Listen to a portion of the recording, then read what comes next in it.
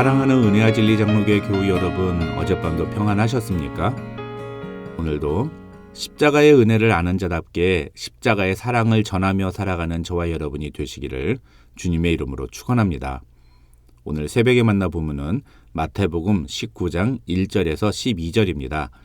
마태복음 19장 1절에서 12절을 제가 읽어드리겠습니다. 예수께서 이 말씀을 마치시고 갈릴리를 떠나 요단강 건너 유대 지경에 이르시니 큰 무리가 따르거늘 예수께서 거기서 그들의 병을 고치시더라. 바리새인들이 예수께 나와 그를 시험하여 이르되 사람이 어떤 이유가 있으면 그 아내를 버리는 것이 옳으니까?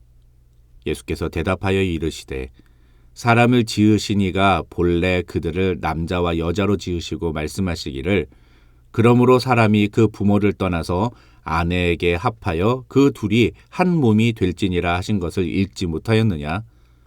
그런즉 이제 둘이 아니요 한 몸이니 그러므로 하나님이 짝지어 주신 것을 사람이 나누지 못할지니라 하시니 여짜오되 그러면 어찌하여 모세는 이혼 증서를 주어서 버리라 명하였나이까? 예수께서 이르시되 모세가 너희 마음의 완악함 때문에 아내 버림을 허락하였거니와 본래는 그렇지 아니하니라. 내가 너희에게 말하노니 누구든지 음행한 이유 외에 아내를 버리고 다른 데 장가드는 자는 간음함이니라.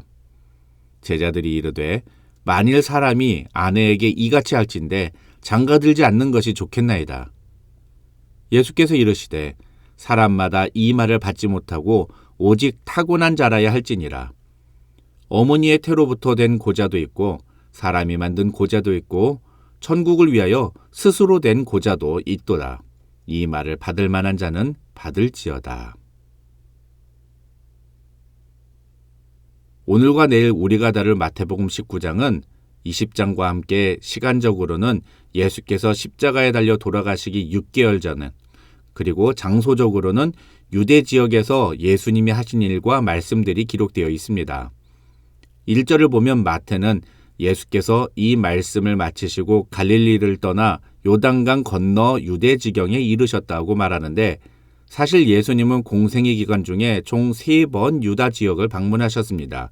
그러나 마태복음에서는 그 3번의 방문 중에 마지막 3번째 방문 기간 중에 있었던 일들과 하신 말씀만 소개하는데 그 내용이 바로 이 마태복음 19장과 20장이라고 할 수 있습니다. 그 중에 오늘 본문인 마태복음 19장 1절부터 12절에는 바리새인들이 예수께 나와서 이혼에 대해 질문하신 것에 대해 예수께서 대답하신 내용이 기록되어 있습니다. 3절을 보면 마태는 바리새인들이 예수께 나와 그를 시험하여 이르되라는 말로 이 내용을 시작합니다.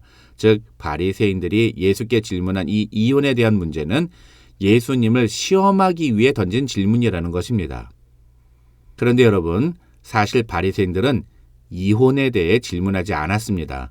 성경을 잘 읽어보십시오. 바리새인들이 예수님께 질문한 것은 무엇입니까? 사람이 어떤 이유가 있으면 그 아내를 버리는 것이 옳으니까.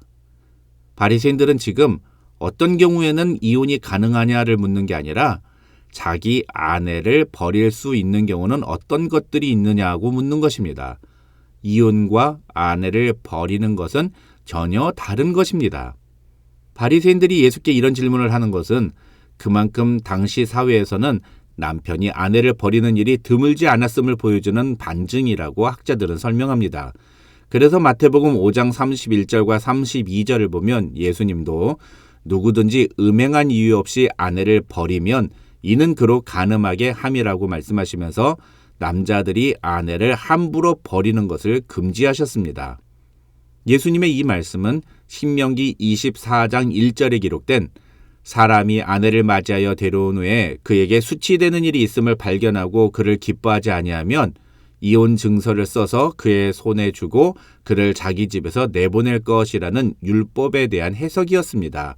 그리고 예수님은 아내가 음행을 했다면 이혼이 가능하지만 다른 경우라면 이혼해서는 안 된다며 율법의 의미를 해석해 주셨습니다. 그렇다면 왜 바리새인들은 이혼이 아니라 아내를 버린 것에 대해서 예수님께 질문한 것일까요? 그것은 당시 바리새인들이 소속돼 있던 두 개의 대표적인 학파 사이의 논쟁과 연관이 있습니다. 당시 바리새인들은 크게 샴마이 학파와 힐렐 학파로 구분이 됐는데, 샴마이 학파는 율법을 엄격하게 해석하고 적용해야 한다고 주장해서 예수님처럼 신명기 24장 1절에 기록된 수치되는 일을 오직 음행으로만 이해했습니다. 하지만 힐렐 학파 같은 경우에는 그렇지 않았습니다. 힐렐 학파는 율법을 조금 자유롭게 해석하고 적용하는 것을 허용했습니다. 문제는 힐렐 학파는 이 수치되는 일의 주체를 여성이 아닌 남성으로 보았다는 것입니다. 무슨 말이냐면 남성의 입장에서 아내가 수치스럽다고 생각되면 아내를 버릴 수 있다고 해석했다는 것입니다. 그렇다면 어떤 경우에 남편은 아내가 수치스럽게 느껴질까요? 당시에 실제로 있었던 이혼 사례를 보면 아내가 밥을 태우거나 다른 여자보다 얼굴이 조금 못생겼다거나 혹은 뚱뚱하다는 이유로 남편이 아내를 수치스럽게 여겨 이혼했다는 자료가 있다고 합니다. 그러다 보니 당시 유대인 남성들 중에는 힐렐 학파의 해석에 기인해서 자기 아내를 버리는 경우가 종종 있었고, 학자들은 오늘 본문에서 예수님께 질문을 던진 바리새인들도 아마 힐렐 학파에 속한 바리새인들이었을 것이라고 추정하기도 합니다. 하지만 어떤 학자는 오늘 본문에 나오는 바리새인들이 어느 학파에 소속되었는지는 중요하지 않다고 말합니다.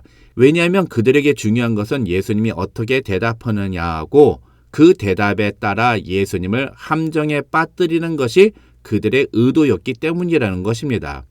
그들은 만약에 예수님이 샴마이 학파의 입장대로 말씀하시면 예수님을 당시 대중들로부터 배척을 받게 하는 좋은 구실을 찾는 것이고, 반대로 예수님이 힐렐 학파의 입장에서 대답을 하시면 이혼 문제로 헤롯과 대립하다가 처형당한 세례 요한처럼 예수님을 죽일 수도 있다는 생각을 가졌다고 학자들은 설명합니다. 다시 말해서 그들은 율법적으로나 사회적으로 또 정치적으로 예수님을 함정에 빠뜨리기 위해 이런 질문을 던진 것입니다. 7절에 나오는 바리새인들의 재질문은 바로 이런 의도를 엿볼 수 있는 질문이라고 할 수 있습니다. 음행한 연고 외에는 어떤 이유로든 아내를 버릴 수 없다는 예수님의 대답에 바리새인들은 다시 예수께 그러면 어찌하여 모세는 이혼 증서를 주어서 버리라고 명하였나이까? 라고 질문합니다. 이 질문은 예수님의 대답과 모세의 율법이 충돌한다는 뉘앙스를 주려는 의도였다고 학자들은 설명합니다. 예수님은 모세가 결국 이혼을 허락한 것은 너희의 완악함 때문이라고 말씀하십니다. 다시 말해서 유대 사회에서 여성을 하나의 자신의 소유물로 보고 자기 마음대로 처분할 수 있다고 생각했던 유대인 남성들의 그 완악한 마음 때문에 하나님은 모세를 통해서 율법의 이혼은 오직 음행한 연고로만 가능하다고 정해놓으셨다는 것입니다. 다시 말해서 율법에서 이혼을 허락한 것은 여성의 인권이 보장되지 않았던, 그래서 전적으로 여성에게 불리했던 유대 사회의 제도와 유대 남성들의 여성에 대한 폭력적이고 이기적인 태도들로 인해 여성이 일방적으로 피해를 당하지 않게 하기 위한 조치였다는 것입니다. 그런데 유대인들은 그런 율법의 정신은 무시하고 오히려 율법 조문을 자의적으로 해석하며 자기들 마음대로, 심지어 율법의 의도와 완전히 정반대의 해석을 내려가면서 율법을 가지고 자기들의 욕구를 채우는 도구로 삼았다는 것입니다. 그런 의미에서 힐렐 학파와 같은 바리새인들은 율법, 그러니까 성경의 가르침과 정면으로 위배되는 내용을 사람들에게 이야기하면서 사람들의 욕구를 허용하는 도구로 율법을 사용하게 했다고 할 수 있습니다. 그리고 그런 사람들의 욕구와 심리를 이용하여 예수님을 함정에 빠뜨리기 위해 오늘 3절과도 같은 질문을 예수님께 던진 것입니다. 바리새인들이 이런 의도를 가지고 예수님께 질문하는 것이 하나도 이상한 일이 아닌 것을 보여주는 증거가 또 하나 있습니다. 바로 10절에 나오는 제자들의 반응입니다. 예수님의 말씀을 들은 제자들은 예수님께 만일 사람이 아내에게 이같이 할진대 장가들지 않는 것이 좋겠나이다 라고 말합니다. 이 말은 만약 예수님의 말씀처럼 음행한 이유가 아니면 아내를 버릴 수 없다면 차라리 혼자 사는 게 더 낫겠습니다. 이렇게 말을 하는 것입니다. 그러니까 이런 말을 하는 제자들 역시도 당시의 유대 남성들과 똑같이 여자를 업신여기고 작은 꼬투리라도 있으면 아내를 버릴 수 있다는 생각을 갖고 있었음을 보여주는 증거라고 할 수 있는 것입니다. 자기 아내에 대한 충실한 결혼 생활을 강조하시는 예수님의 말씀이 예수님을 따르는 제자들에게조차도 시대에 맞지 않는 또는 다분히 경직된 종교적인 강요로 느껴질 수 있었던 것입니다. 그러자 예수님은 독신 생활은 하나님이 허락하신 사람들만 가능하다고 대답하시면서 대화의 포인트를 바꾸십니다. 이것은 제자들은 지금 당시 유대의 남성들과 똑같이 또 바리새인들과 똑같이 자기중심적으로 남자 중심적으로 생각하고 판단하고 있는데 예수님은 그런 제자들에게 결혼 생활은 너희 마음대로 하는 것이 아니라 하나님의 뜻대로 해야 하는 것이라고 말씀하고 계시는 것입니다. 그렇다면 오늘 본문에서 우리가 주목해야 하는 것은 무엇일까요? 많은 사람들이 오늘 본문을 이혼이라는 관점에서만 봅니다.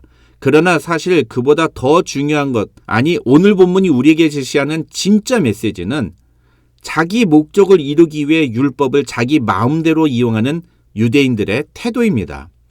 더욱 심각한 것은 그것을 허용하며 율법을 그들의 의도대로 해석해주는 힐랄학파와 같은 바리새인들의 모습입니다. 그런데 그런 자들이 지금은 무엇을 하고 있습니까? 예수님을 함정에 빠뜨리기 위해 질문을 합니다. 성경이 무엇을 말하느냐는 그들에게 진짜 관심사가 아닙니다. 그들은 오로지 예수님을 시험하여 함정에 빠뜨리기 위해서 율법 조문을 이용하고 있는 것입니다. 사실 이 마태복음 19장과 20장에 나오는 내용을 가리켜 학자들은 제자도에 대한 가르침이라고 말합니다. 다시 말해서 이 마태복음 19장과 20장에는 예수님의 제자들이 가져야 할 삶의 자세가 무엇인지가 담겨 있다는 것입니다. 그러한 제자도에 대한 예수님의 가르침 중에 첫 번째 내용이 바로 오늘 본문인데 오늘 본문에서 예수님이 말씀하시고 싶은 것은 비단 이혼하지 말라는 것이 아니라 우리는 성경이 우리에게 제시하는 말씀을 기준 삼아 그 말씀대로 살고 있는가 아니면 그 말씀을 내 편의에 따라 내게 유리하게 해석하고 적용하고 있지는 않은가 그것을 우리에게 질문하고 있는 것입니다. 오늘 본문에 나오는 바리새인들 그리고 심지어 예수님을 따라다녔던 제자들까지도 성경을 철저히 자기에게 유리한 대로 자기가 편리한 대로 해석하고 적용하며 살았던 사람들이라는 것을 오늘 마태는 보여주고 있는 것입니다. 사랑하는 성도 여러분, 우리는 어떻습니까? 오늘 하루 성경 말씀을 기준 삼아 성경이 말씀하시는 대로 행동하고 성경이 가르치시는 대로 살아가는 저와 여러분이 되시기를 주님의 이름으로 축원합니다.